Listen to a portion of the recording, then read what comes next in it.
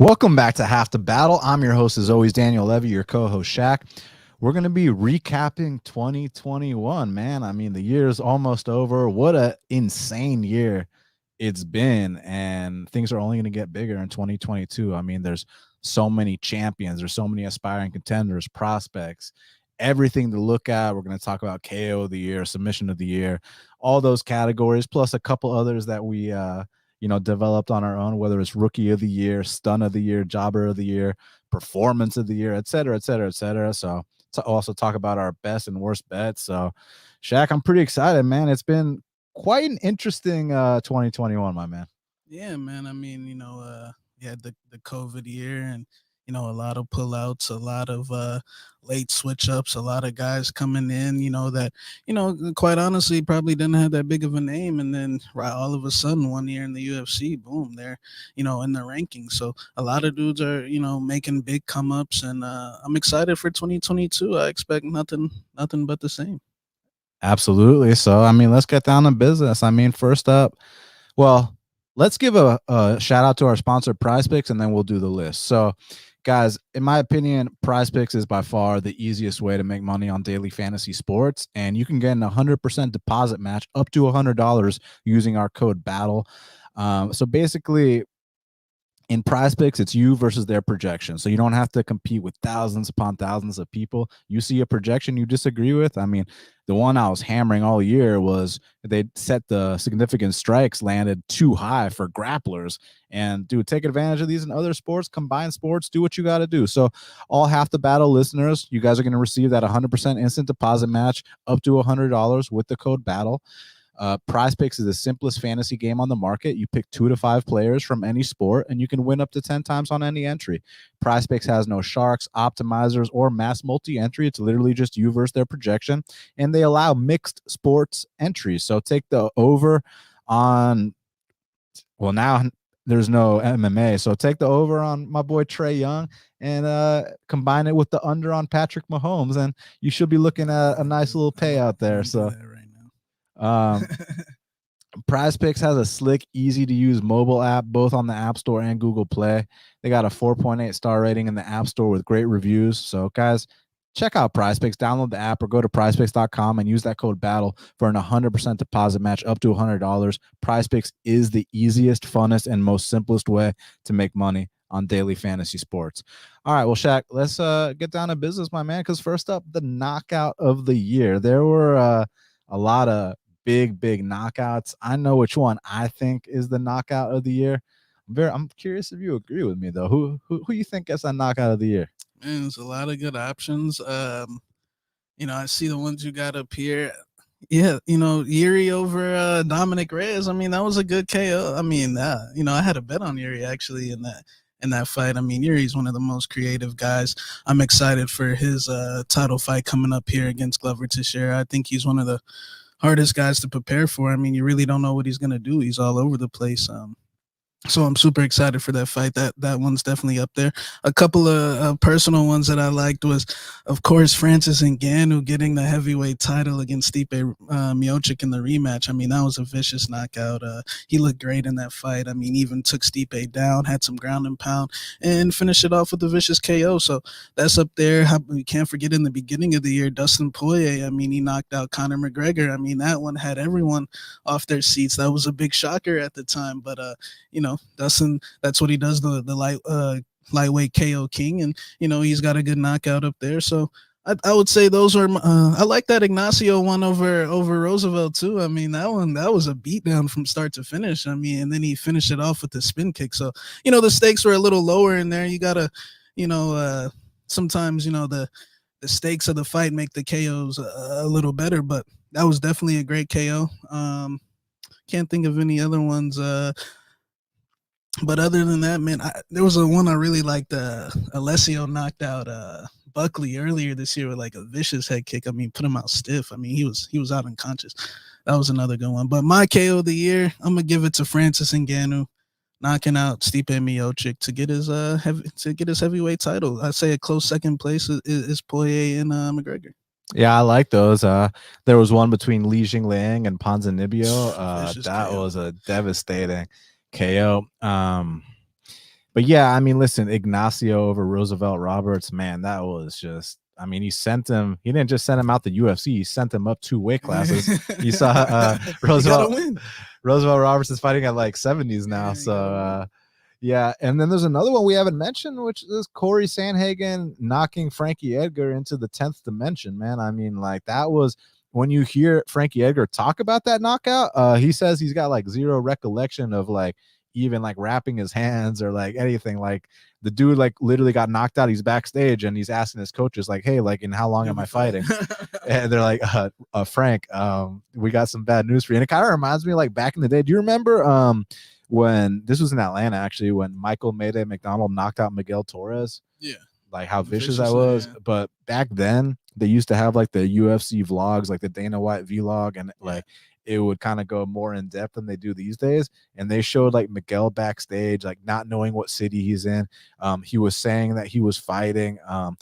Dude, they were like, "Do you know who you just fought?" He just fought Mayday. He said he was fighting someone that like, like he mentioned someone that like that wasn't even an opponent of his that he wasn't even fighting. Like that's how fucked up he got. So like, yeah, I don't even know why I'm bringing that up. Oh yeah, because it reminds me of the Sandhagen Edgar, like how like just all your memory is wiped from you.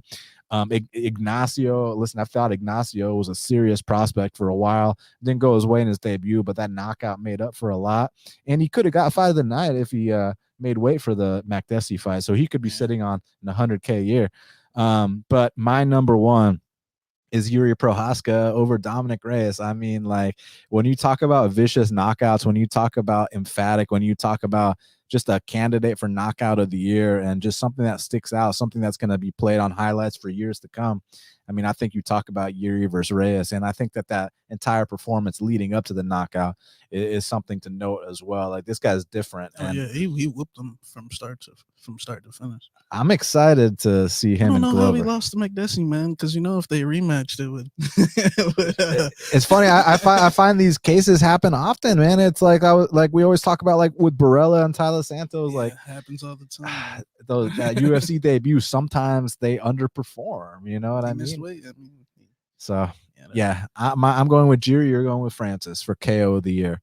And everybody in the comments, like, let us know who y'all's pick is for all these. I saw someone say Yanez rookie of the year, but Yanez made his debut in 2020, so that ain't rookie of the year. But anyways, submission of the year, and there's a lot of here are my top two. This is what makes it tough for me. For on one hand, you got Glover Teixeira, realizing that lifelong dream against Jan Blachowicz, becoming the champion, breaking the record for most submissions in light heavyweight history. I mean, that's got to be up there. But then my other one is like Anthony Hernandez against Rodolfo Vieira. I mean, he was the biggest underdog on the card. Rodolfo Vieira was one of the most credentialed black belts in all of the UFC in the world. So to not just beat him, but to submit him and not to put him to sleep, but make him tap.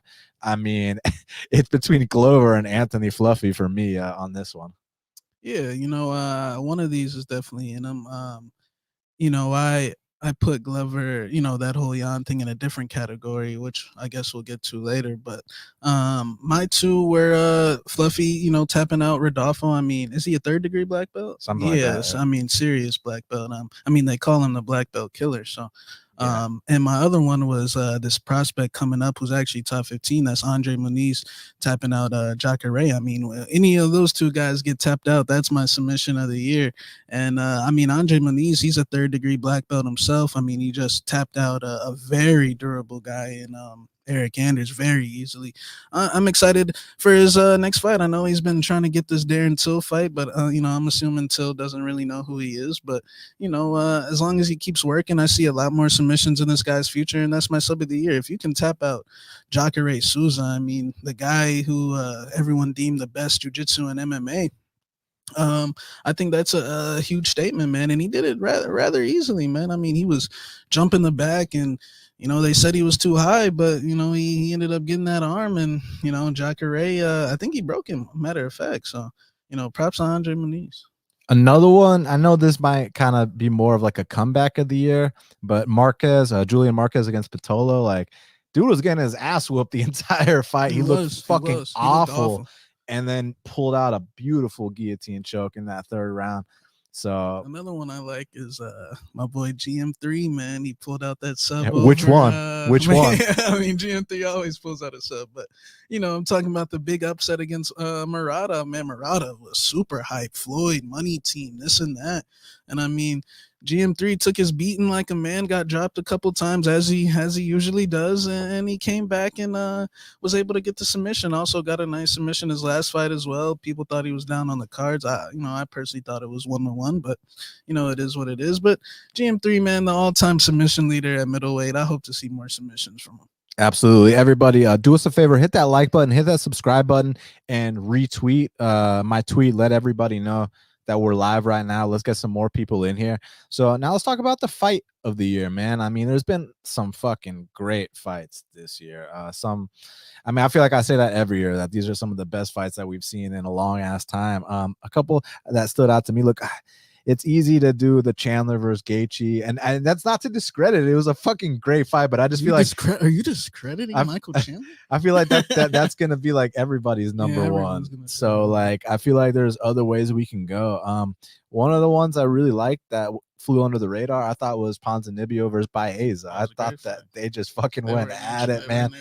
And it looked like Baeza was really taking it to the Pons early, and Pons just caught this second gear, the second win, and just turned up. Like it was like that meme where the dude's playing the video game, he's leaning back, but then he leans forward and kicks it into that next gear. And that's exactly what Pons did. So that's one of mine. Two that flew under the radar. This kid, Mason Jones. I mean, he's had nothing but amazing fights. His fight with Mike Davis was unreal. His fight with David Onama, the newer kid, like that was a great fight. So those are two of the best fights of the year. And then I want to put Yan and Sandhagen there, but my only like hesitation is that I personally viewed it more one-sided than a lot of people did. It was a great fight, but 50-45. When I think fight of the year, I kind of think more back and forth, and I personally scored it 4-1 for Yan. But since Sandhagen took his whooping like a man, I guess we can put it up there. But what about Max Holloway versus Yair Rodriguez, dude? Like after Max Holloway had, I'm gonna give out a spoiler here, performance of the year against Cater, to go out there against Yair, and he's the biggest favorite of the card. He's like minus 800, and Yair put up a hell of a fight, man. Like Yair even won a round unanimously. Actually, one that was 150-45, but according to one or two judges, Yair won a round, and Yair just put up a hell of a fight. And yeah, so this is tough, man. But I'm gonna go Holloway Rodriguez fight of the year. Yeah, my there's some good options. It's actually funny because I kind of the Gaethje Chandler fight, which is probably everyone's number one fight of the year. I mean, yeah, the first round was definitely entertaining, but personally I thought the last two rounds were, it was definitely a good fight. Dudes are trading, but it started to get a little ugly to me. I mean, it started to get one-sided. It started to get where I was feeling sad for Mike Chandler at one point. You know what I'm saying? Dana did too, by the way. It was a good fight, but I mean, Chandler got beat up badly. And Mason Jones, like you said, has some good fights. Another fight I liked was Marvin Vettori versus Paulo Costa earlier this year.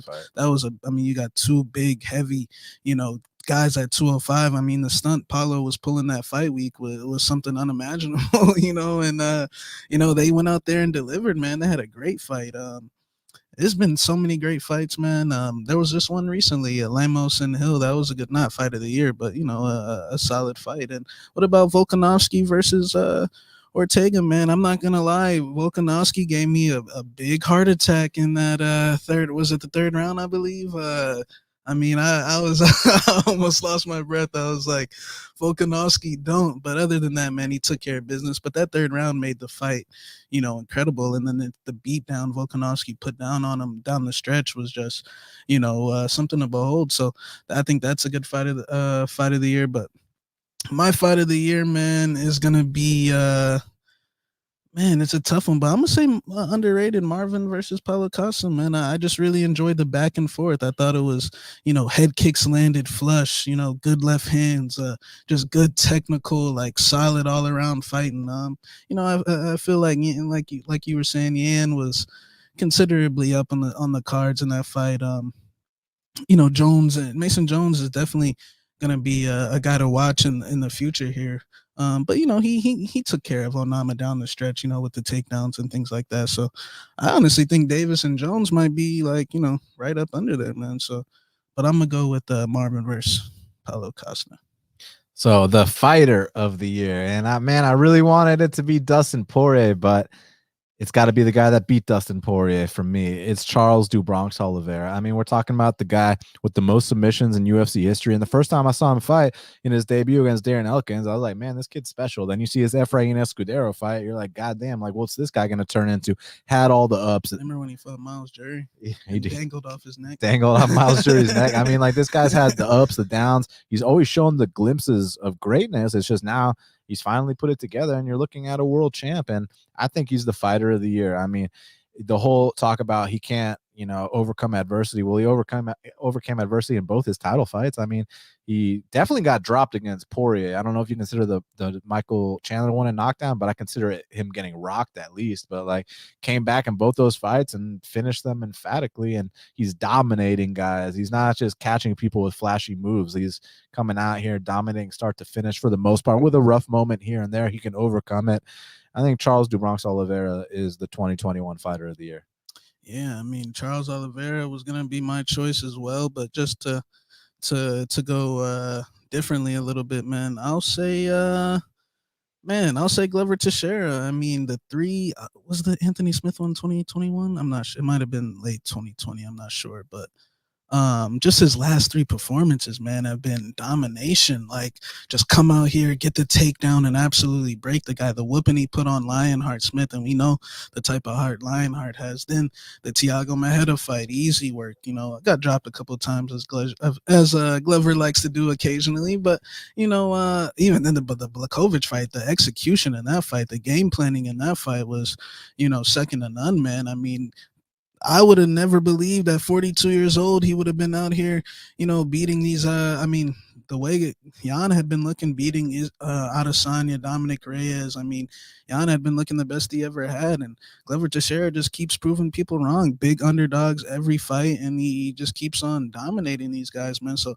he's my fight of the year, just to go opposite, but I'm interested to see who keeps that belt longer between the two. You know, Charles has got, you know, Gaethje coming up, or maybe not. I heard he wants that red panty night from Conor McGregor, and then Glover's got Yuri. So I'm excited to see who keeps their belt longer.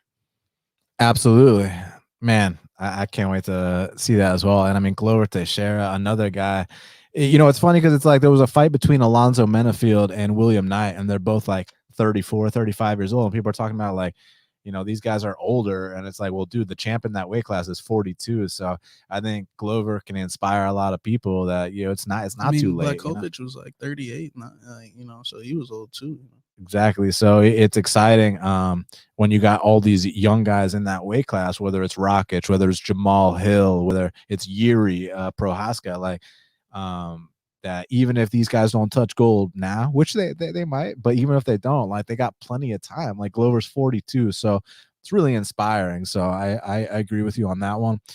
The breakout fighter of the year. So this guy is not the fighter of the year, but this is a guy that, you know, the way he started 2021 compared to the way he ended 2021 is night and day. That's what you consider a breakout fighter or a breakthrough fighter. Like a year or two ago, the breakthrough fighter had to have been Jan Blachowicz. I mean, he completely turned things around and you know, got to the position he's in. But now I actually think my breakout fighter of the year is Bilal Muhammad. I mean, the way he started this year, you guys remember he had his first ever main event with Leon Edwards, and he was, you know, Bilal was ranked either number 10, number 12, something like that.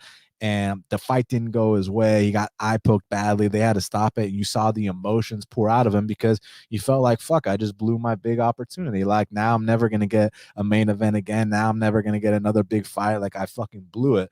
And I mean, then the guy goes out there, beats Damian Maia, who was number 10 at the time, beats Wonder Boy, who was number 5 at the time. So Bilal Muhammad starts the year like number 13, ends the year number 5 in the world, and it's only going to be big fights from here on out for him. Bilal Muhammad is my breakout fighter of the year. Yeah, that's a good choice. I had a couple in mind. I was thinking either, Assassin Baby Moreno. I mean, props to that kid, winning the belt, beating Figueiredo. And, we get to see the trilogy coming up here. I'm super excited for that fight. But Moreno, man, I mean, that guy, you know, uh, got cut from the UFC, worked his way back, and I mean, since he came back, I mean, he's been putting it on guys, put it on Kai Kara France, put it on Davison, even though there might have been some factors behind the scenes, but hey, he put it on Davison, held his ground in the first fight as well. And the Brandon Royval fight. I mean, this kid was fighting very frequently, and he was putting in finishes. I mean, he was putting in work. So, and now he's a Mexican champion, like actually from Mexico. So, that's a big deal, man. We'll see what happens in this trilogy, man. So he's gonna be my breakout fighter of the year. I mean, being a Mexican champion, that's a big thing. Huge deal. So now the performance of the year. So this is just, who went out there, and you talk about performance of the night. There's been a performance of the night every event. Well, now we're talking about performance of the year. This guy topped all the performances we saw all year, and it just happened to be, I think, the first or second event of the year, and that was Max Holloway against Calvin Kattar, going out there and throwing the most strikes in UFC history, possibly changing the trajectory of Calvin Kattar's career. That remains to be seen. But Calvin Kattar was a guy who was super promising, man. I mean, I remember the first time I saw Calvin fight, I was like, this guy can be a future top 5 guy. He turned out to be a future top 5 guy, but he finally met his match. And I actually thought it was going to be this competitive back and forth striking match where, Holloway's got the more volume, Kattar's got the more power shots. What do you favor more here and there? This was a pillar to post ass whooping start to finish. Like, just to put into perspective, Max Holloway landed more strikes in round 4 than Tyron Woodley's landed in the last 10 years. So, I mean, if that's not performance of the year, I don't know what is. But my honorable mention for performance of the year is Volkanovski over Ortega. Volkanovski already showed the unbelievable feint game he has. It's easy to sit here and just be like, oh, he's so technical, but it's like, why is he technical? That feint game is disgusting. You think he's about the jab, then he low kicks. You think he's about the low kick, he throws hooks up top. You're waiting for these strikes, he mixes in takedowns. I mean, but then it's like, well, yeah, what kind of heart does this guy have? Like, is he, it's easy to be in, to look good when you're in control all the time, but how do you do when you're the nail? This guy was in a locked-in mounted guillotine against arguably the best submission artist at featherweight, and he gritted it out. He gritted out a spot where many men. I mean, do you remember when Moicano was 1-1 going into the 3rd round against T-City, and you remember what happened there? Yeah. This is what separates the champs from the contenders, from the prospects, from whatever. Like, so I thought Volkanovski, not only having the output he had, putting on the performance he did, but overcoming the adversity he did. I mean, that's gotta be my honorable mention for performance of the year. Right? If Holloway versus Kattar never happened, Volk would be my performance of the year. So Holloway versus Kattar, that's number 1 performance of the year. Number 2 performance of the year, Volk versus Ortega for me. Yeah, my performance of the year is gonna be 2 of them. Glover over Jan. I mean, you don't really see too many title fights that easy. I mean, where it's just smooth sailing. I mean, like I said, the game planning, the execution was just on point. Don't even let him, trade left hooks and feel that legendary Polish power. Just grab him right off the bat. It was kind of similar to what Muhammad did against Wonderboy. Just come out and start grappling right away. And my other performance of the year is Peter Yan versus Aljo. I mean, Aljamain got a serious beating. You got a tour of the octagon. I mean, we saw who won the wrestling exchanges. I'm looking forward to the rematch. Should be announced here soon. And I wish the best of luck to Aljo. We'll get into him later here, but that was my performance of the year. I mean, I would be scared to fight Peter Yan as well. I definitely understand, but when you're Aljo and you say the things that you usually do, or that he's still saying, we expect a certain level of I guess bravery, I guess. But we'll see. But that's my performance of the year. Pretty much every Peter Yan fight's a performance of the year. The Sandhagen fight, the way he went about that, I mean, he stood on the outside with Corey Sandhagen and won. So, you know. So rookie of the year. So rookie of the year, that means they had to make their UFC debut in 2021. So everybody's saying Adrian Yanez. Nope.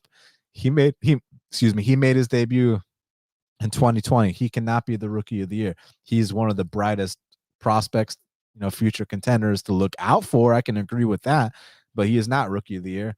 Rookie of the year for me, it's a no-brainer. It's Bruno Blindado Silva. I mean, when you come into the UFC, and first of all, this guy was supposed to make his debut a couple years back against Deron Winn, and he was coming off knockout wins in Russia as a Brazilian, goes to Russia, wins a belt, knocks out Alexander Shlemenko, knocks out Artem Frolov, comes to the United States, makes his debut this year. 3 devastating, vicious, brutal knockouts. I mean, that's how you claim your stamp. That's how you let people know that, hey, I want to be a future top 15 guy. I want to be a serious contender. And his next fight's not going to be a picnic either. I mean, he's fighting one of the greatest kickboxers in the world today, in Pereira, his next fight. So that's Alex Pereira. That's his name, right? Yeah, the dude that knocked out Jacoby and Adesanya out viciously. That guy. Yeah. So Blindado's fighting him, but that's in 2022. 2021, Bruno Blindado, I mean, 3 for 3, 3 emphatic KOs, and overcame adversity in the Andrew Sanchez fight, showed that he's ready to at least be a top 20 guy, if not a future top 15 guy. Bruno Blindado Silva is my rookie of the year. Yeah, Blindado, dude's got some vicious power, ground and pound, even a black belt in the jiu-jitsu as well. I'm excited for that fight with Pereira, man. I feel like somebody's gonna go to sleep. We'll see what happens, but man, this is a tough one for me.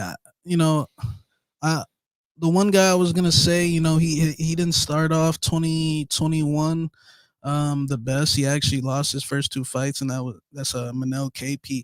He lost to 2 top 6, 7 guys. I mean, Nicolau is as talented as it gets, other than the only flaw he has is his chin. Other than that, man, his game is solid. And then the Pantoja fight, who we already seen what Pantoja debut versus Pantoja. Yeah, I mean, we already saw what Pantoja did to the champ assassin, baby. I mean, it got ugly. two times. It got real ugly. So no shame in that. I mean, he was right there with those guys. I mean, neck and neck with those guys, man. So he bounced back with a 2 finishes over 2 good guys too, man. Osborne, who's going to be around for a while, maybe Zalgas not, but still treated him accordingly, got him out of there, and I think he's setting himself up for a big 2022. I know the flyweight division, man, that division is very underrated. Like, you got a lot of guys in there, a lot of guys looking to make some noise. I love the mark that Henry Cejudo left on that division, man. He's like encouraging these guys. Y'all gotta speak up, man. Y'all gotta. And I feel like not every flyweight, but a lot of the flyweights are making that effort, man. They're making that effort to create buzz and things like that. So that was one option for rookie of the year. The other option I had was Blanchfield, man. She really impressed me that last fight. I was like, whoa, like, I was expecting a close split decision type of fight, man, and she went out there in 30-26 maybe. I mean, it was an absolute beatdown, man. So I was a little confused on why everyone was so hype on Maverick in the past, and past fights, but Blanchfield went out there and showed everyone why. And she's only like 22 years old, man. She's got such a long road ahead of her, and she's already this good, man. So look out for her. Yeah, Blanchfield, I mean, oh my God, I've been blown away by her. And yesterday I actually did Z's show. Shout out to Rockstar Z. And we were talking about our best bets of the year. And the first 2 I mentioned, which I'll mention when we get to our best bets, I stand by. But the third one, I said Sergio Pettis over Horiguchi at plus 160, but I take that back. And let's replace that with Aaron Blanchfield against Maverick at plus 135 odds. Start to finish domination at dog money, Aaron Blanchfield. So yeah, I mean, she is one of the rookies of the year. this girl's special, man. So look out for her, and especially with the way people were regarding Miranda Maverick going into that fight as if she was the future champion. Well, I think the narrative has reversed itself. All right, so jobber of the year. I got two options. I think you might have someone that's not on my list, but if not, we're allowed to agree on these two, man. I mean, that I'm about to mention, but I'm curious. Do you, by chance, have a jobber of the year that isn't one of the two that I'm about to mention? No, those are the two. I had one more. Sterling, that doesn't even need to be said. Woodley, that's like honestly one of the sadder cases, and I've seen that coming the whole. I mean, yeah, well, Hunsucker's a nice guy. Take it easy on the Hunsuck. But we expect that from him. You know what I'm saying? We're not talking about a former UFC champion out here getting starched by kids that used to wear makeup on Disney Channel and shit. You know what I'm saying? So, and you put it on your mom and you still get knocked out, and you're trying to be this, new hip, young dude. Like, bro, like you're 40, like just. Yeah, he's in the running. So those two, JP Buys was in there as well.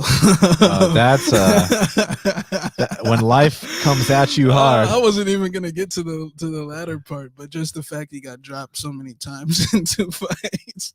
Granted, he did fight Bruno Bulldog and Montel. That's no easy. There's no easy first 2 fights, but Joby Sanchez finished them. Yeah, but then when you add the other stuff, I mean, it's like, yeah, man. Maybe I should feel sorry for him. I don't know. And we pray you have a fruitful 2022, JP. Yeah, but Mackie Patolo's in there. I mean, how many times have we had to see this kid, touch guys up and then get tapped out? Who else is there? I mean, there's so many, man. A lot of guys do that, man. But yeah, those are gonna be my jobbers, man. Sterling is just. I just want to get this rematch over with so we could just like go ahead and take the belt off him. But Woodley's got to be the ultimate one because it's like you're trying to like, and I could see. I mean, I've been telling you about this guy for how long now? Like for years. I mean, remember when we saw him in the hotel? Like, this is when he was champ, guys. Like I wasn't on him. Like I was like, bro, this guy, it's not gonna, it's not gonna work out, man. He thinks he's a victim mentality. You know what I'm saying? So. It's like it's like you're trying to fight Jake Paul about your mom and you didn't even like doing like no one even touched your mom, said anything to her. Like it's just a bad look. And then you get on here and you make the memes and all that stuff, and then, it's fun and games and all that stuff. But it's like you're a former UFC champion. Like where's he's down bad. He's down bad. Like you beat Robbie Lawler, like Carlos Condit, like how bad of a look this is, and I just don't think he quite understands like how down bad he is. But we wish him the best. I know he's not retired. He will be back in MMA 2022. If he wants to box us, all fine by me. But I'm expecting him to see him in one of these leagues in 2022, whether that's PFL. NFC or PFL, Bellator, ONE FC, maybe Eagle FC is booming. That's the new hot promotion. Oh, I can't wait to see Woodley fight a Magomedov. Let's get Woodley in there with one of Khabib's Russians. You know what I'm saying? So I think the thing that when you talk about like a fall from grace, I think what separates a guy like Woodley versus like someone like BJ Penn, because people talk about BJ Penn's just drinks. So, like people talk about tarnishing legacies and stuff like that. So like when I think about BJ Penn's legacy, and I'm thinking about the incredible performances he had against the best guys in the world at the time, the way he destroyed Sean Shirk, the way he destroyed Kenny Florian, Diego Sanchez. I know Diego's a joke now, but at the time he was the #1 guy. The way he went up a weight class, finished Matt Hughes for the belt. The way the fact that the guy moved up to heavyweight and fought Lyoto Machida, like BJ Penn, like all that stuff that he accomplished, like I can still go back and watch him knock out Matt Hughes in 20 seconds, and I can still go back and truly appreciate the greatness he had. Whereas with T Wood, you go back to his title reign. I mean, I've talked about this many times. When he was fighting Maya and Wonder Boy, I mean, I had to check for pulse. We had to make sure that Shaq was still alive during those fights, man. So I think really there's a massive difference when you talk about tarnishing your legacy, from a guy like BJ, who his great moments will live on forever. Whereas Tyron, while he was champ, no one cared. What great moments, right? So that's why I think that it's between T Wood, who completely destroyed his legacy and anything he ever had, but Aljo just acting like a, it's hard to call a pro fighter the word I want to use because the dude will whoop my ass, but the way he's acting, it's like, dude, you like, if Aljo would have straight up been like, you know what, man, like, Peter, you're the champ. You take this belt. You remember, you know who's honorable? Do you remember in the WEC when Chael Sonnen fought what's the guy's name? Paulo Filo, and it was for a title fight. Paulo Filo missed weight. And it was at the nowadays, if someone misses weight in a title fight, the guy that didn't miss weight is eligible for the belt. But back in the day, if the champion missed weight, no one would fight for the belt, right? But Paulo Filo was man enough to actually ship the belt over to Chael Sonnen and be like, dude, like you're the real champ. Whereas if Aljamain Sterling did a similar, deed, if he did something like that, if he did a gesture like that, then was like, hey, like Peter, like, you're an idiot for illegally kneeing me, but you were whooping my ass and like you're the champ. If Aljo came out like that, like, do you know how much respect we'd have for him to be a man to admit that? But instead, the guy's taking the selfies with the belt and acting like, oh, I'm gonna teach this Russian a lesson, and now he's calling him a juice head. Now we're making accusations. But it's just he didn't know whether to go full heel with it or he still doesn't know to be honorable. And we saw you fake it on the canvas there, and but Aljo, we enjoy that belt. Peter, we'll see you in a few months, man. I mean, if they just go ahead and strip Aljo and promote Peter, I'm down with that too. Yeah, but no, we want him to feel. We want him to feel it. But is he gonna show up?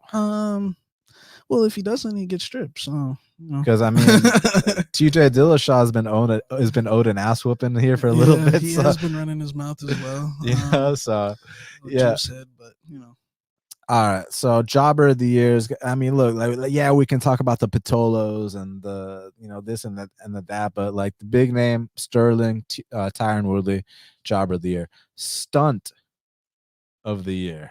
It's a lot. What are you thinking? Well, see, my definition of a stunt is just like either someone is clearly winning and they just make a fatality type of mistake where, like Maki Bitolo fights, things like that, or Sarah McMahon, where she dominates 10 minutes and then, where do you rank? Would you consider Aljo versus Peter a stunt? No, that's more of just quitting. That's just a quit job. Okay. So now we're talking more in terms of the Maki Bitolos. This is where you have a better fighter who is clearly the better fighter, but she is either A, unprepared, she is B, tired after 2 minutes.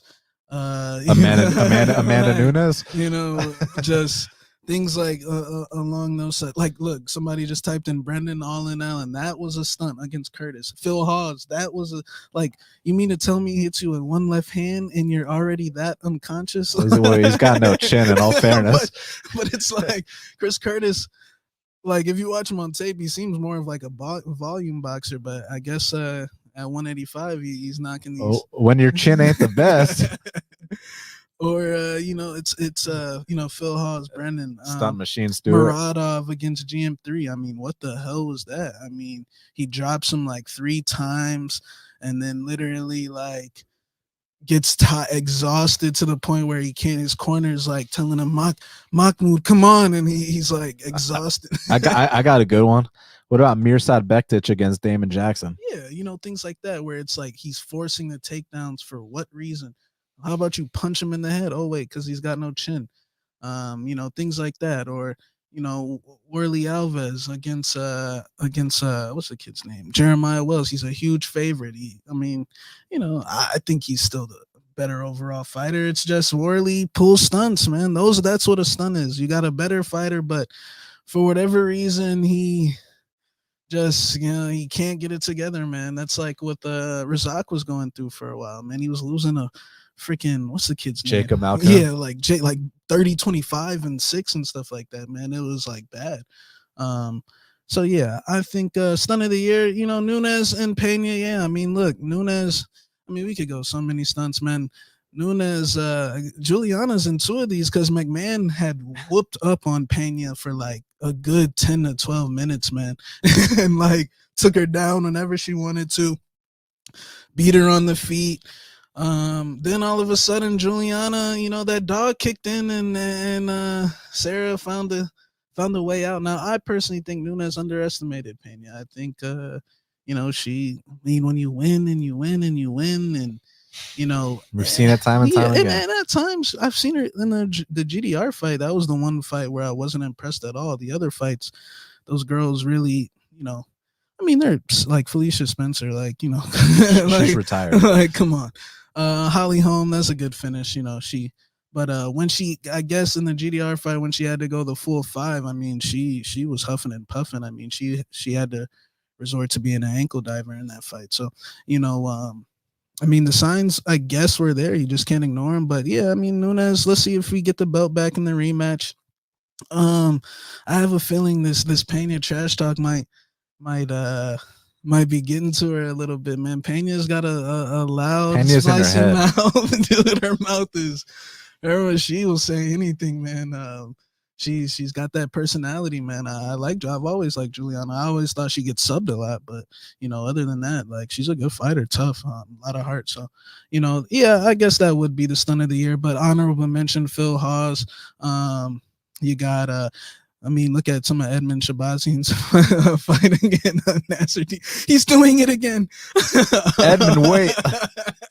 Edmund, don't. You know what happens when Edmund starts clinching against that fence. Has Michael Johnson fought this year? Oh, what about Sean Soriano? Sean Soriano against what's that Chinese Kulabao beat? I don't know how to say his name, but the tough guy. Yeah, the tough Chinese guy. And the stunt, first round, great takedown defense, man. He was popping back up, and then and then it happened again. I know a lot of people might disagree with this, but this is gonna be a some people are gonna think it's a bad take, but I still think Angela Hill did it again, man. Like, in that fight with Lemos, like, I thought that fight was there for the taking, just like the Gadelia fight, the whatever fight she didn't lost a split decision, and I feel like she didn't do enough again, man. But people will disagree, man. So the reason I gotta go with Nunes versus Pena is because it's like, okay, it's one thing to lose to the superior fighter, but when I'm seeing these striking exchanges and like that's almost knock him out, and like when Juliana's got no hands and Amanda's like eating every shot clean, and then on the ground it's like, it's one thing to get submitted, but like when you're tapping out to no hooks, rear naked chokes that aren't even fully locked in. And the reason why I bring that up, it's like, I'm not debating that Juliana doesn't have a vice grip. To me, it's like, well, you're the champion. How badly do you truly want to defend your belt? Like, I know people that are willing to die in there. I know that Peter Yan, you better get more than 2 hooks in and a locked in choke to get this guy to tap. You understand what I'm saying? So the fact that Nunes was so willing to say, you know what, let's live to fight another day, when it didn't even seem like that dire of a situation. No, she was exhausted. Yeah, she was tired, but like, I've seen plenty of people tired, man, and come back, and it's just, she's not used to being that nail, man. She didn't want the belt bad enough. So congrats, Juliana. All right, contenders to look out for in 2022. This means that these guys are ranked, and therefore they're contenders. So I'm gonna pull up the rankings just so we can see. I'm gonna read off my list really quickly. So, contenders, you guys know how I feel about Jamal Hill. I've said it since day one. I don't see 205ers with the kind of output he has, but he's also shown he's got that one punch knockout power. He's got the length. He's 6'4" with the 80-inch reach. He's got a good mindset for the game. You saw how he handled his first defeat. I mean, he said all the right things. He gave all the credit to Paul Craig. He even had the courage to admit that I disrespected the game. Like when you hear guys talk like that, that's signs of maturity. And you see how he rebounds against a guy in Jimmy Crute, who, yeah, Jimmy Crute might get hit a lot, but Jimmy Crute is a durable ass dude that is going to be in your face for all 15 minutes. And the fact that he got him out of there the way he did, Jamal Hill is one of my contenders to look out for in 2022. And then guys like Arnold Allen, who I've always been high on, Sodiq Yusuff, and don't sleep on Yair Rodriguez either. So those are my main ones for sure. Yeah, man, I got quite a few. In terms of people that I actually think could fight for titles, it's so funny. This girl, man, I don't understand. She lost to Mary Barella, but I actually think she might fight for a title later this year, and that's Santos. I mean, I think she probably needs like one more win, maybe two. I pretty much got her over everyone in that division except, Valentina. Look, she's right here. Yeah, so she's probably gonna fight like Lauren Murphy next or something like that. So, yeah, I think Tyler Santos is gonna fight for a title. I see Blanchfield and these girls cracking the rankings. Another girl I like is Carol Rosa. She's about to crack the top 10. She's fighting Sarah McMahon. As far as the guys, I like Arnold Allen. I've been a huge fan of his since his debut, since he tapped out that what's his name, Alan Omer comeback submission. And Mads Burnell too. Mads Burnell, but the Alan Omer, he was like 20, 21 years old. Yeah. He lost the first 2 rounds, came back and won by submission. I like Yusuff Ankaleev. He's got a big fight against Thiago Santos coming up here.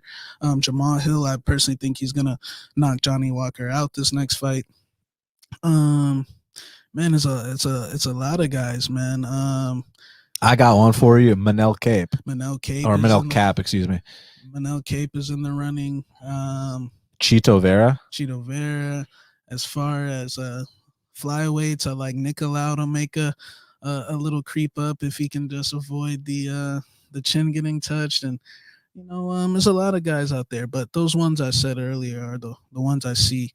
The ones I first mentioned, I see like actually getting high up in the rankings. Gamrot, man, that wrestling style, he's got his very Fiziev. I mean, these guys.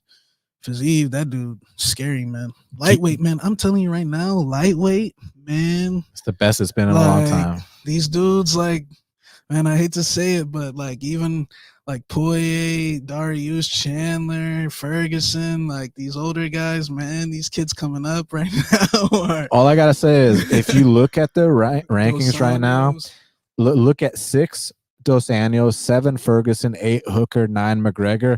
All those guys are about to be ushered out now. Gamrot is nothing to play with. This kid Joel Alvarez, I guess he's unranked now, but he was number 15. I guess they took him out just because he missed weight. Yeah, but that kid, that kid is vicious. Sarukian. I mean, these guys. Those are just even Brad Riddell coming off a loss. Yeah, don't sleep on all him. These guys are solid, man. Like these new wave of 55ers coming up is very dangerous. I like featherweight Giga Chikadze. Yeah, Chikadze. Josh Emmett. Evloev, Topuria. My boy Mavsar, man, that kid. He's an underdog. I called him Little Khabib from day one. Now I'm not saying he's gonna be a Khabib, and shout out to Mavsar's brother for winning the Olympics in wrestling. Like this kid's scrambling ability, transition ability. I mean, you ever seen? I know that 3rd round got a little sketchy versus Dawodu, but the first 2, I mean, that was so many mat returns, man. I mean, no wonder he got a little tired. I'm very impressed with that kid. I'm excited for that fight with Topuria. No doubt about it. A couple of other mentions. My boy Marab's top 6. Shout out, Marab had a honorable fight of the year, man, versus Marlon. I almost thought he was dead for a second, and he came back. Yeah, I think that kid Suma Darji has got a lot of talent. There's a lot of people. Him and Cody been getting into. No comment. I wanted to say something. I'm gonna keep it to myself. So those were the contenders to look out for. Now we got to talk about prospects to look out for. That means that these guys are unranked. So I pulled up the entire roster. Now one that comes to mind is Mason Jones, and then also the kid that he just fought, Onama. I very like My for boy Ugandan power. for prospects, like I was very impressed. And then there's two guys making their debut. Sorry about that. There's two guys making their debut on this first card. Joe Anderson Brito. He actually kind of reminds me of like a featherweight hybrid of like Figueiredo and Yoel Romero. He's just got this crazy athleticism. He can knock people out. He can wrestle. He's physical as hell. Comes from Team Noguera. Comes from Shooter Box. So look out for him. And then there's another one, Clayton Rodriguez, who he's the one that comes out of Team Noguera. And the guy reminds me of like what we wanted Thomas Almeida to be. Like he's got the beautiful, violent combinations, except he can take a punch, he can wrestle, he's physical, he can do it all. He's nasty. So those are some guys coming up that are prospects that I think are going to do well. And then there's a whole bunch of other guys, man. So let's look at some of these lists and see who are these unranked guys you think. I like this kid, Shavkat, man. He's fighting Carlston Harris. That guy's really good too. Shavkat, that dude is nothing to play with. I know the first two might have been a little easy, but we're gonna see what's up against Carlston, because Carlston, he put it on his two opponents, man. Finished them both, so that's gonna be a good fight. Man, I like this fight coming up at 205. The winner is going to be back in line. That's Jacoby versus Lord Mikal. I mean, the winner of that fight, I think, is going to be ranked. But yeah, man, there's a lot of guys. Dawoon Jung. Yeah, he's unranked. William Knight. Chaos Williams. Oh, Chaos Williams. Yeah, look out for him.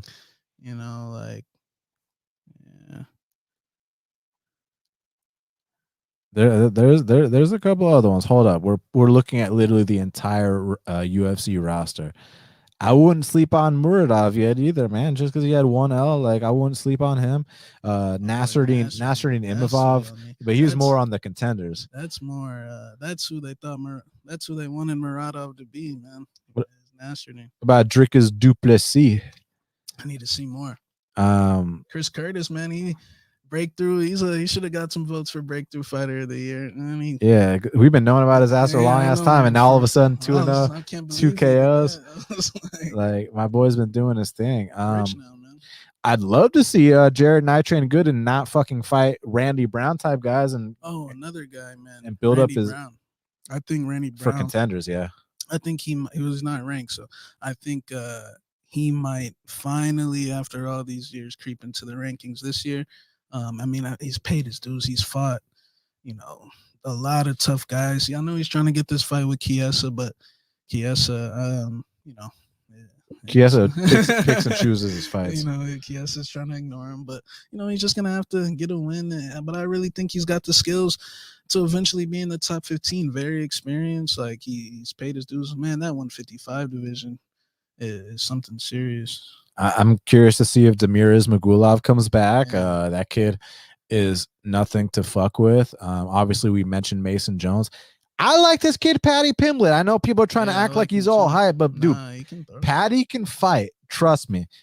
And his personality is fucking hilarious too. He gets people to talk about him. I like Zhu Rong and Ignacio. They're actually, I guess they're not fighting. Yeah, Ignacio. And real quick, I think that Paddy Pimblett's a much better prospect than Terrence McKinney. Y'all can quote me on that. Oh, so speaking of which, Fares Ziam's a guy we gotta look out for. But yeah, Zhu Rong, he kind of did something similar to what Ignacio did in his debut. The debut against Kazula was just, he didn't really, I don't know what the hell was going on. And then the second fight looks amazing. So I'm excited to see. And he's only 21 years old. I'm excited to see that fight with Ignacio. I think Billy Quarantillo can have a lot of exciting fights, man. I mean, that fight he had with Shane Burgos was unbelievable. So I expect him to have more fights of the night. So my boy Sabatini been doing this thing, man. He's quietly undefeated in the UFC. Sean Woodson, look out for them guys, man. Yeah, no questions asked. Is this kid Benito Lopez ever going to fight again? Nah, I don't think so. And then Montel Jackson, as soon as he decides to stop partying, which will never happen. I mean, you know, it's like he's being praised for. Don't talk about it. Okay. Yeah, because we might have to hear from him. Yeah, because he will tweet at you. Yeah, but this time I'll be ready for it though. But anyways, man, I like that guy. Manis, he had a nice comeback win, man. He got floored by Tony Gravely. Tony Gravely's like strong as fuck too, like, and he came back in that second round and ended up knocking him out. So that was a good one. Long bantamweight too. What about these guys? Umar Nurmagomedov, Sergey Morozov. Man, that guy Morozov's no slouch. Adrian Yanez. Damn, he's fighting De Silva. I'm still on the fence about the Saeed Kakramanov guy. Like, let's see how he performs against Kelleher. That'll let us know a lot. And then unranked at flyweight, Cody Durden just had a huge win, and now he's got a big fight against the Mokaev kid, who's only 5-0, but people are saying is the second coming of Christ. So, and then so I would say those are boy Jeff Molina. You know, he's someone to look out for as well. So yeah, there's a lot of prospects to watch in 2022. And David Onama, I don't know if I mentioned him already. I'm excited to see him too. Anyways, who is the current number 1 pound for pound fighter on the UFC roster? According to the official rankings, it's Kamaru Usman. Do you agree with that? Yeah, but I'm gonna pick Volkanovski just because, you know, Volkanovski, man, is just clean work. Besides, you know, a couple little hairy moments, you know. But in terms of the point fighting, the feints, just the overall game, man. Usman, look, I'm not saying Usman's, you know, never lost in the UFC, neither has Volk, but I think you could switch them out 1 and 2, man. Either one. I think Volkanovski deserves that much credit, man. I mean, the type of beat, like, you beat Max Holloway twice. I mean, you see what Holloway's out here doing to people, like absolutely leaving them in like pools of blood and things like that. So, you know, Volkanovski's my number 1 pound for pound. Usman number 2, Peter Yan number 3. Oh yeah, and my boy Matt brought up, we forgot to mention Ione Barcelos. Well, he's got to get back. He's got to get a win after he beats this guy. I forget this kid's name, but he's gonna hurt this guy. Victor Henry. Yeah. As far as I'm concerned, Barcelos is undefeated in the UFC. But and Timur, look out for Timur. He's got a good fight, a good matchup for him, Jack Shore. Ooh, I love that matchup for Timur. For me, my pound for pound number 1. I know it's controversial to take Peter Yan because, you know, he doesn't have officially the undisputed belt, but between you and me, he is the undisputed champion. And the way he handles these guys and how well-rounded the performances are, I mean, you know, Corey Sandhagen's the output king, and Peter Yan's out there, no problem, 5-round stand-up fight, dropping this guy, teaching him a lesson. Aljamain Sterling's the funk master, the fraud master, but you know what I'm saying. He's the funk master. He's the submission king at bantamweight. Don't know disrespect to Ronnie Yaya. You know what I mean? He is in where he is for a reason, but like the way Peter Yan outclasses these guys is truly something special. And the reason I have him over like Usman is because I love Usman. I think he's amazing, and he's cleaned out not all, but most of the division. But now I feel like he's kind of lapping around, you know, fighting George Masvidal twice, fighting Gilbert Durino, who I respect, Covington twice. It's like, whereas Peter Yan, like right now, a lot of people are talking about bantamweight is the hottest division in the sport.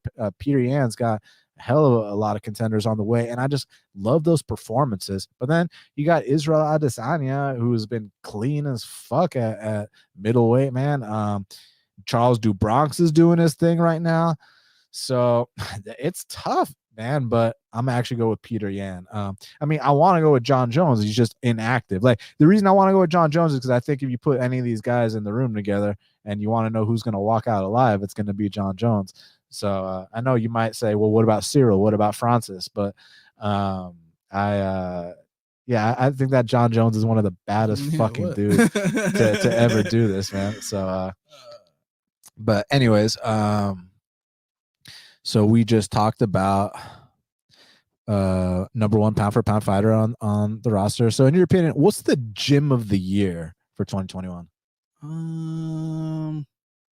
Yeah, all of those are good. I really don't get into the gym thing that like as much. But yeah, who's got? I guess Trevor and them. I don't know exactly what the gym's called, but I mean he's got 2 belts. So what other coach has 2 belts? Yeah, he's got 2. So I mean, at one point, Cejudo's camp had like 1 million, but who? 2 from Cejudo, 2 from Pitbull. Oh yeah, Bellator. Now they got John Jones in there. Yeah, John Figueiredo if he can get this belt. Wiley Zhang came up short. She good fight. Yeah, but my favorite gym personally has always been Fight Ready. But I'll say can't pick ATT this year. Just because things didn't end so well. But Sanford, yeah, they're putting out a lot of guys. Another guy I like his gym is Coach Fernand Gan's coach. They only got 2 guys in the UFC, but you see how those 2 are doing, Nasruddin and Cyril Gahn. It's called MMA Factory. Yeah. Yeah, City Kickboxing is in there as well. Always consistent.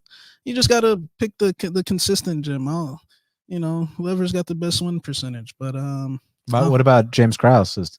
Yeah, he's got a large quantity of guys. So he's got guys coming in, but the stakes haven't really been that high yet. He's more for coach rather than gym. So yeah, I'll really cares. Yeah, I'll go Fight Ready Neuroforce 1. I think that changed lives. And it's about to be a super camp with Jones, Cejudo, and Figgy, especially when Figgy takes his belt back. And if Wiley can win a couple fights, that'll be exciting too. All right, coach of the year. Yeah, I think Trevor just because the 2 belts. But there's so many good coaches, man. Henry Hooft, Coach Fernand, James Krause, Aspen's coach. But because dude, that's the same dude. He was cornering Fluffy Hernandez, dude, when he beat Rodolfo, Aspen's boyfriend. I just noticed it like a couple days ago. So he actually knows what he's talking about, but yeah, I think Trevor, man, just 2 belts, Rose getting her belt back, the consistency with Usman. I would say honorable mention Eddie Cha, Santino, Mike Brown, of course, always. James Krause, Henry, Coach Safe. Oh, Safe Saud, yeah. What's Bilal's Lewis Taylor? That guy's really good. Hey, shout out to my boy, Put the Guns Down Taylor. And the Spanish guy too, Mike Valley. Like the game planning that they did for the Wonderboy fight was second to none. So all those guys, man. A lot of good coaches in the game. So now let's talk about our best bets of 2021 and our worst bets of 2021. So what would you say some of the best bets you made this year were?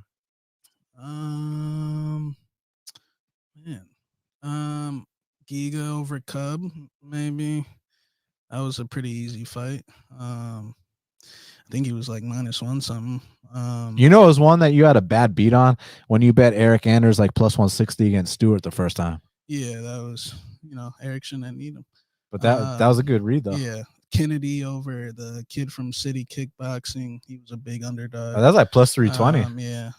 Did Blachowicz fight Reyes this year or last year?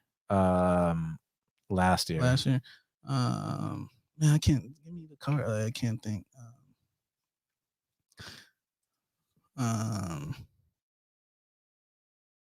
There's a lot of things.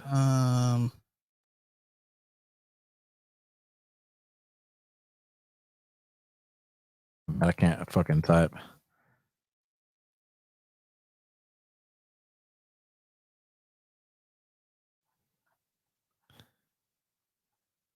Vicente Luque over Chiesa was a great bet. I had him over Woodley and Chiesa. Howley and Paiva against Phillips. That's a good fight. Yeah, good bet. I had him over Phillips there. Pereira against Nico. Hey, you were one of the only people on Macy against Miranda at dog odds. Not a robbery. Boy Felipe against I didn't think it was a split. Muniz against Souza. Yeah, Priscilla against Gina. I mean, This was dog money. Phil Haas against Dawkins. Yeah, you had some good bets. I didn't see you bet Vadim Nekov against Phil Davis. That's a great bet too. Yeah. For me, I would say my best bets of the year was Danilo Marquez against Mike Rodriguez I had that one at as like well. plus 220 or something like that. Bilal Muhammad plus 200 against Wonder Boy. Jamal Hill plus 155 against Jimmy Crute. Aaron Blanchfield plus 135 against Maverick. Dominic Cruz at dog money against Pedro Munoz. So there's been a lot of bets that have gone my way that I was happy about. And then there's bets that now we talk about the worst bets. And for me, my worst bet set the tone. I mean, Munir Lazez over Worley Alves was just a horrific bet. Dusko over Puna was a disgustingly terrible bet. And then I'm not one to sit here and act like, oh, I got fucked by the judges on Maverick and Barber. I should have fucking taken the dog in a split decision fight. And another one that hurt was Sandhagen and TJ, but like Sandy, like, don't play around so goddamn much. I mean, he was doing cartwheel kicks in the fifth. He was acting like a fucking, he was facing the fence and turning away. Yeah, I was like, what are you doing, man? Like knee him in the face again. But yeah, there's been a lot of good ones, a lot of bad ones, and just learn from your mistakes and move on to the next year. Now, here's where it gets fun. Our final category. Who will be the UFC champs in each weight class this time next year? So, let's start off with it. Flyweight. It's a tough one. Ooh, this time next year, man. That's like 3-4 fights. Man, that's tough. I'm gonna say it's gonna be between the two guys fighting for the belt, probably. Maybe Askarov creeps in there. I'm gonna go Figueiredo, man. I think he gets his belt back. I can't go against the God of War, man. I think he gets his belt back, and they fight again, probably holding up the division even a little longer. But I'm very impressed with Askarov. I think he's improved a lot since the first fight with Moreno. Moreno couldn't even beat him in Mexico. I like Pantoja, but I see him taking too much damage, against those top guys. He already lost to Figueiredo and Askarov. So, but yeah, I'm gonna say Figueiredo. I'm gonna go Manel Cap, man. I think that he paid his dues early on, and now I think he's about to go on like the kind of streak where he's knocking people out right and left, gets to his title shot, and realizes UFC gold. So I'm gonna say this time next year, Manel Cap wears flyweight gold. You said what now? He's only number 14. Yeah. All right, bantamweight champion. I mean, let's just agree it's not going to be, this guy Sterling as champ this time next year. Peter Yan. I mean, is there a guy you think that can legitimately beat Peter Yan right now? Nope. Okay, guess what? I agree. So Peter Yan. All right, featherweight. There's Volk. There's Max. There's Yair. There's Emmett. There's Arnold Allen. There's Giga Chikadze. There's some guys that can present some serious problems. Movsar Evloev, Taporia, Sodiq Yusuf. I mean, shit, what are you thinking for featherweight, Nate? Volk's a hell of a champ. I think he's playing with fire, fighting Holloway 3 times already. If I was him, when you're the champ, every fight's fighting with fire because you're fighting the best guys on planet Earth. But that's fighting fire. Like, he's got experience as where the other guys, kind of don't in those high stakes fights. But yeah, I think it's gonna be between 3 people, man: Volkanovski, Holloway, or Chikadze. I think Chikadze is a bad matchup for shorter guys like Volkanovski, who are already kind of like to fight on the outside. And I mean, if you can't gauge where that left kick is going, I mean, you make a mistake, could be over, man, real quick. So I think it's between those 3 guys. I think Chikadze beats Qatar coming up here, and then it'll be 1 fight away from the title. He'll probably have to fight a Yair or a zombie or something like that. So But I'm gonna say, man, it's tough. I'm gonna say Chikadze is the champ by the end of the year. You know, I thought I was gonna be the only one, but look, I mean, I'd love to see a guy like Sodiq Yusuf be active, make his way there. I'd love to see a guy like Arnold Allen be active, make his way there. But it seems like timing wise and where everybody is rankings wise, I mean, look, if you look at the top five, Holloway's about to fight Volk, so one of them's gonna get the belt. Ortega's going to be out for a while. Yair fights once a year. All due respect, he's fucking amazing to watch fight. So what I'm hoping is these guys, Ortega, Yair, take a year off, and then y'all two fight when you come back. Chansung Jung also fights like once a year. I can't wait to see him. Korean Zombie, one of the most exciting. Calvin Kattar is about to give up his top 5 spot to Giga. So that's going to put Giga, honestly, ahead of all these guys. So Giga's got a better chance of touching gold than, say, Ortega, Rodriguez, or Jung. Then you got the guys like Emmett. Based off his last performance, I don't think he's touching gold. Arnold Allen, super talented, but we still got to see more. Giga might be the guy. Stylistically, like, Giga might be the guy. So I'm actually going to agree with you on this one. I'm going to say Giga Chikadze is the UFC featherweight champion this time next year.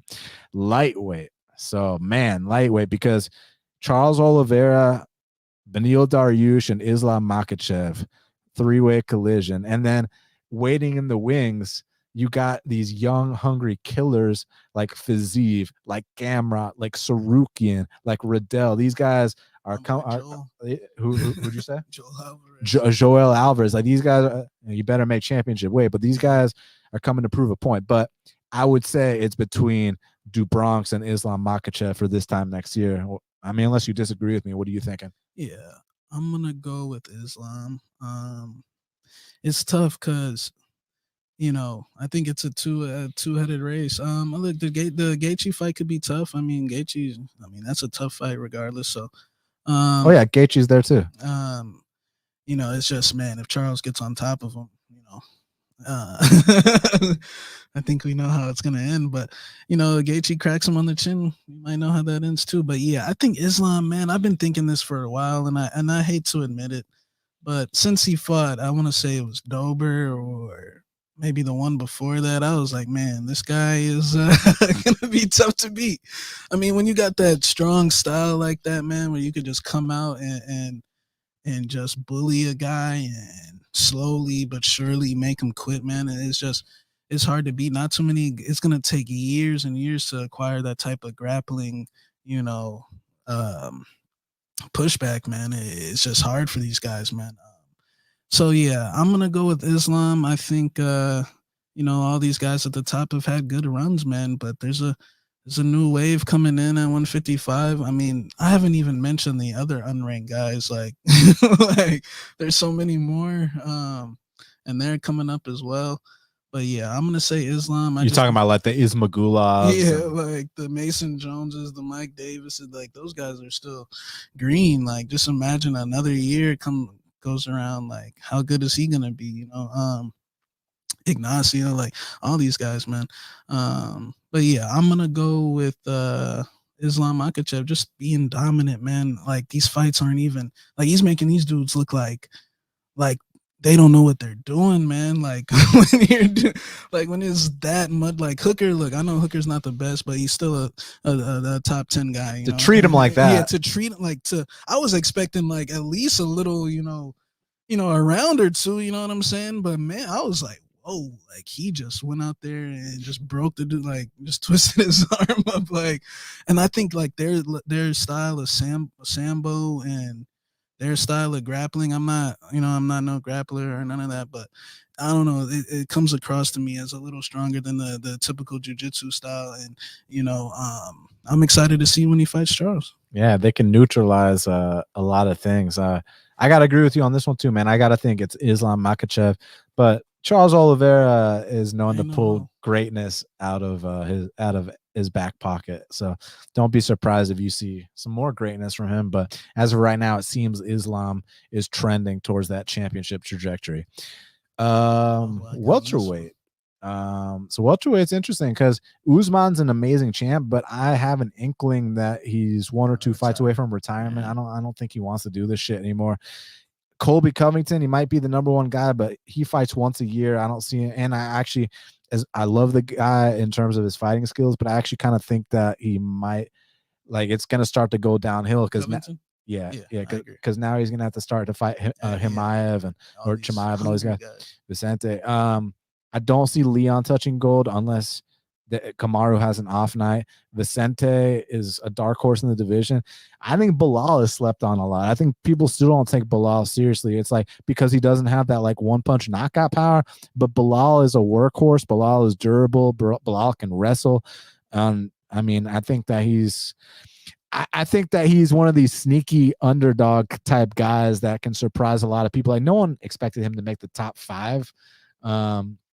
And I don't think that's it for him. I think he's in his prime right now. I think he can give a lot of guys. Like you put Bilal in there with Brady right now, and I got Bilal confidently in that fight. Yeah. A lot of people would.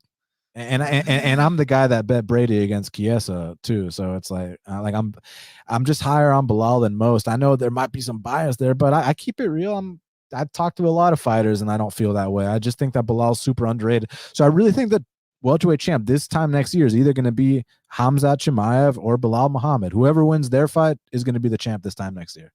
Yeah, I'm going with either two guys. You know, I agree with the Usman thing. I think, you know, he's I see like 2-3 more fights. Maybe this being his last full year in the you know, at the top of the sport. I see Covington going down. I mean, he keeps talking about he lost, bro. Like, do you want to know an interesting stat?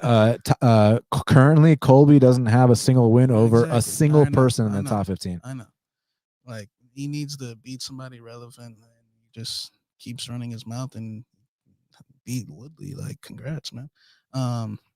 But I've always felt like Vicente Luque was somewhat of a dark horse, man. I really like this guy's attitude. Like he's a hard worker. He's paid his dues.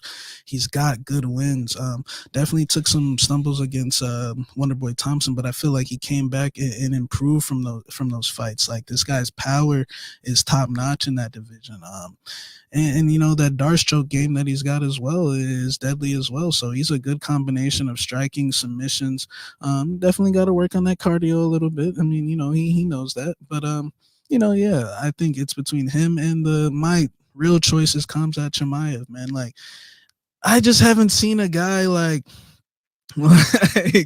where it's just, man, it's just hard when you got that UFC machine behind you and they're just promoting you, and he actually has the skills to go out there and back it up. That Sambo grappling style that I was just talking about. Like when you can just come out there and just manhandle a man and tell him that like you're gonna quit, you know what I'm saying? And, Dana, look, yeah, like he's picking up Li Jingliang. Like Li Jingliang ain't a top 13 guy. You saw what Lee did to Pons and Zaleski and all these guys. Like he's literally like treating him like a little child. Like I think he's gonna run all these guys ahead of him: Chiesa, Brady, Magny, Thompson, George, Bilal.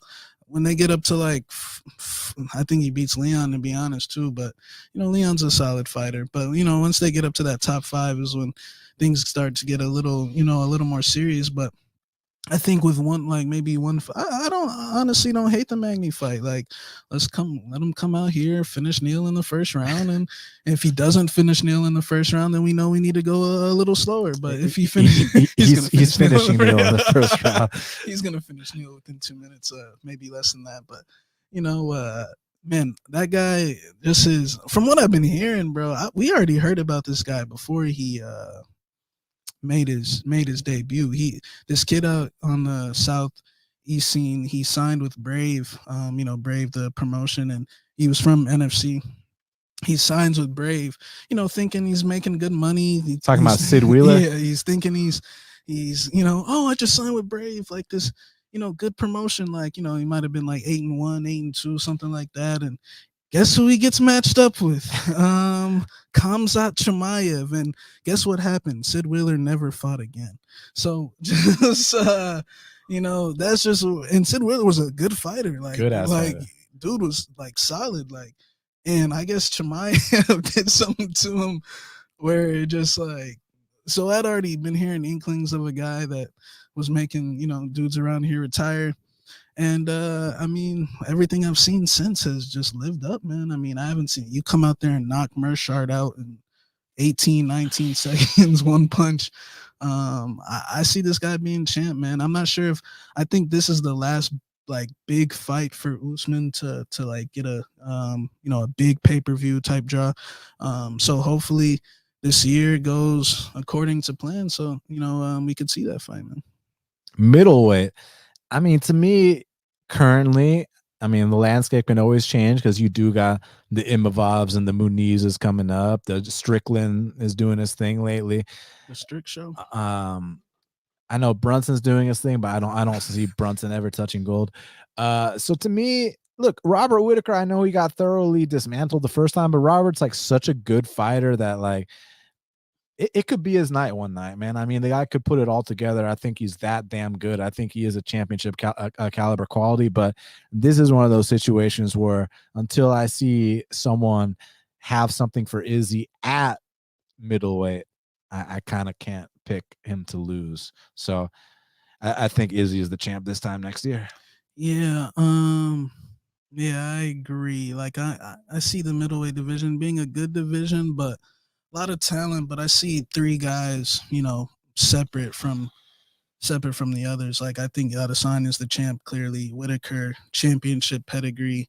Kind of let Adesanya get in his head that first fight. I mean, when Whitaker's out here making memes about a guy, that means he's bothered.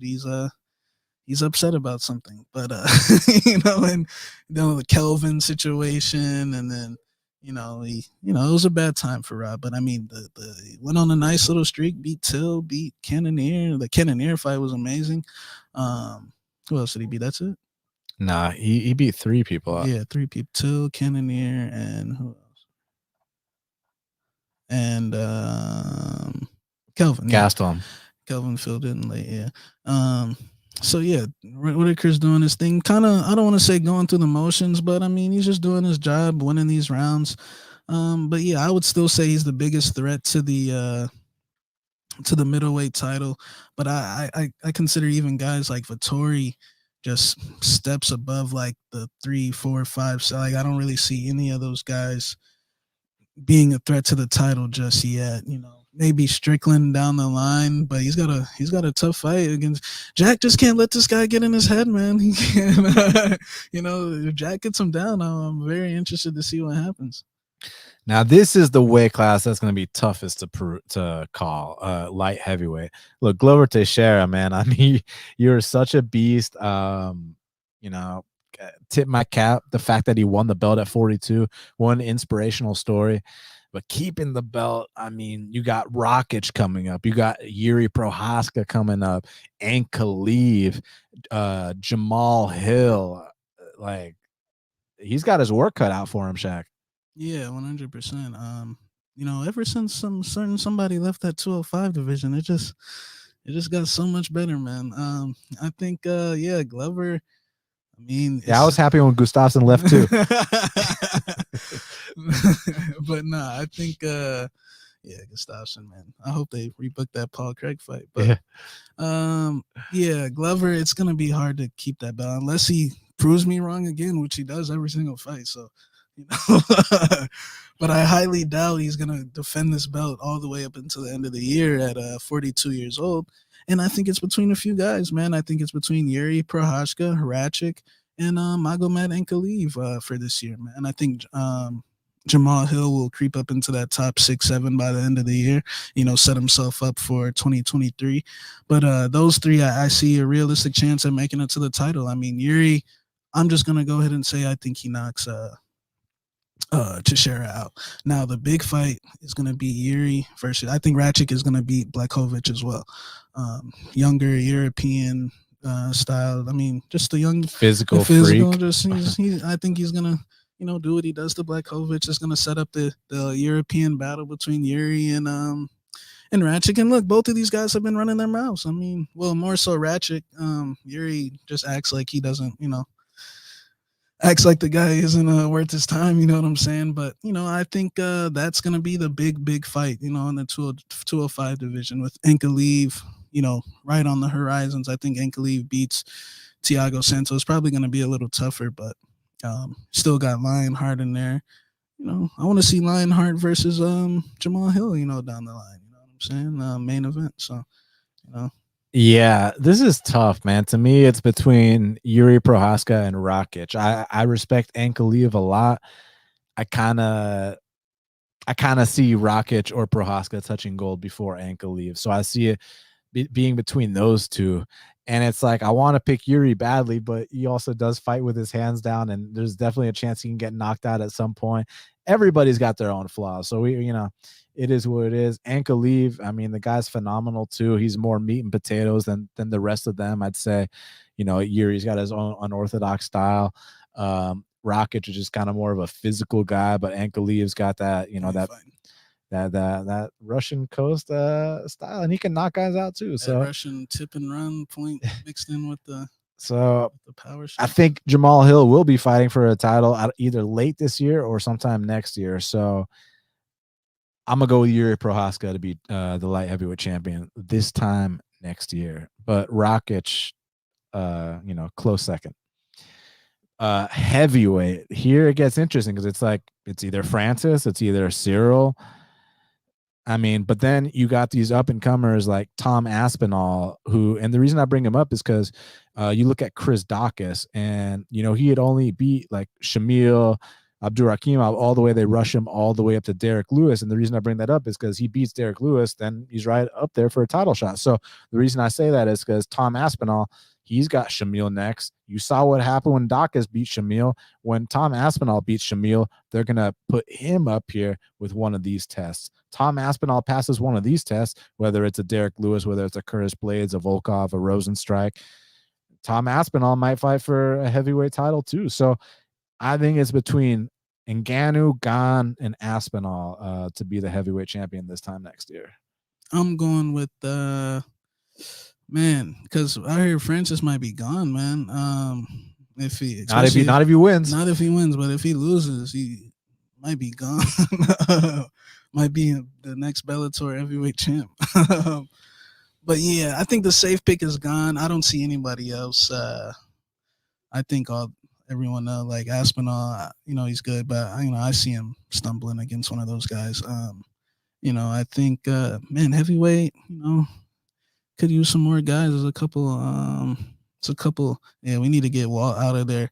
We need to get Sakai out of there. We need to get Sergey Pavlovich. That dude is actually really good. Where the fuck's he been? But I don't know, some visa problem. I don't know what the hell is going on, but that dude's hands are vicious. I want to see him fight. He was supposed to fight somebody good, ranked. I think I want to say it was Tybura maybe, but he pulled out. But I'm waiting for him to come back because his last two fights, he ran through the dude so quick. So yeah, but I'll just say Cyril Gane's the champ at the end of the year. All right, now we got to talk about women's strawweight. Hey, by the way, is Blanchfield flyweight? Yeah, flyweight. Okay, so strawweight. Current champ is Rose Namajunas. Highly doubt she fights Zhang Weili again because they fought twice. It's probably gonna be Rose versus Carla. Great fight. Unfortunately, my top prospect Yan Xiaonan had such a setback. It's gonna take her a little time to rebuild. Amanda Lemos has been doing her thing. One big win. She could be right up there. But I'm going to say that Marina Rodriguez ends the year as the UFC strawweight champion. Yeah, I was actually going to pick that as well. My girl Marina turned that corner, man. She's out here, hitting submission attempts on Mackenzie Dern and absolutely marking her face up and messing up her calves. Marina, the Carla fight, a lot of people don't know if you actually watch that I forget the show behind it, but Marina was going through hell, bro. Before that fight with Carla and her whole team, her and Alex Perez and Cheeto and Coach Oyama are all on the beach chilling and having a good time, and Marina's in the hotel by herself, no coaches, is there any truth to this? Yeah, it's on the Yan Xiaonan versus Marina Rodriguez 272. Is that true or not? I have no idea, but if that's true, I hope not. That's an amazing fight, but we don't have any confirmation at the moment. If you got a source, let us know. said his book. It might be. Because I mean, Zhao Nan versus Marina. That's fuck. That's amazing. But what was I saying? Yeah. So she had a tough time in the lead up to that fight, just the quarantine and all that stuff. And I think that she, Carla got the better of the wrestling, but in the feet, we know what happened. But props to Esparza, man. She's paid her dues. She's beaten, a lot of people in this division. The initial champ. So I see. Yeah, I agree. I think Marina Rodriguez, unless Yan Xiaonan can get back on track and get this decision, but we'll see. It's gonna be a good striking fight, man. Yeah. All right. Flyweight. So Valentina.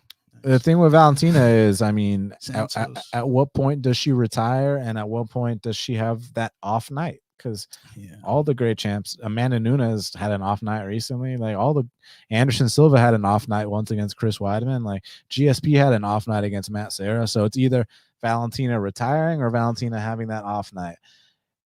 If not, she's going to be the champ this time next year. Only person I see being a real fight is Santos. Like I think Santos could, give, at least win a round. Like Jennifer Maya won a round. Just don't pull a Barella. Yeah, but I think she's capable at least. I don't think I don't think anybody else. Well, what about Manon Fiorot after a couple wins? Yeah, we got to see how she does first. She's fighting that typical test, Jessica Ai. So we're gonna see Jessica Ai. I know she loses, but she's a good prospect tester, man. She beat Troop, beat VV, beat fucking some other people. Aaron Blanchfield puts together a couple wins, and she's not right. No, she might be up there in the mix soon. And then last but not women's bantamweights. I mean, it's between Nunes and Pena. Man, they took my girl GDR out the rankings. I think GDR is like negotiating a contract or something. Well, Carl Hosa seems like the most exciting prospect out of everyone. Like if you look at this list, Holly Holm, no. Aspen Ladd, hell no. Vieira, no. Kunitskaya, no. Pennington, no. Misha, no. Sarah McMahon, fuck no. Shaozan, no. Landsberg, no. Kian Zad, no. Then there's Carl Hosa, who I think is an interesting prospect / contender. Julia Vila, no. Norma Dumont, no. So can't even make 35. So Carl Hosa, I think, has the best chance out of all these prospects. And then there's obviously Amanda and Juliana. So I'd say it's one of those three that becomes the champ. I think, Carl Rosa has dominated her. Hasn't lost a round in the maybe the first fight, but she dropped that girl. But I've been very impressed with her. Got Irene, she's got that one shot. She's got that one hitter quitter. But I don't see her actually winning. Irene too. Yeah, you never know with these. You never know, man. And Styles make fights. Styles make she has the power to actually knock people out. So you can't sleep on Irene. I know Holly beat her up, really good, but I'm looking. I want to see like Irene versus Aspen. I want to see, Aspen. Wait, you want to see an Aspen Ladd fight?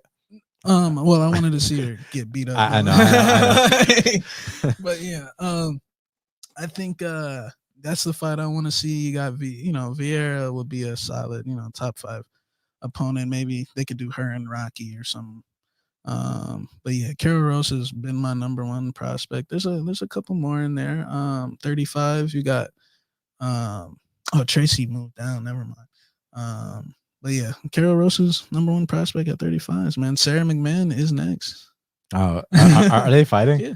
Oh my god, I can't wait for the second round submission for after we get stomped on the first round. Just punch her. Go for the leg. Yeah. Well, man, I think we did it. What a year-end show. What a year it was. Can't wait for 2022. Sincerely appreciate everybody's support. Like, guys, thank you so much. Do us a favor, hit that like button, hit that subscribe button, share this, retweet our tweets, let people know we're back, and just thank you guys very much for everything. Any words for the fans before the last? This is the last episode of 2021.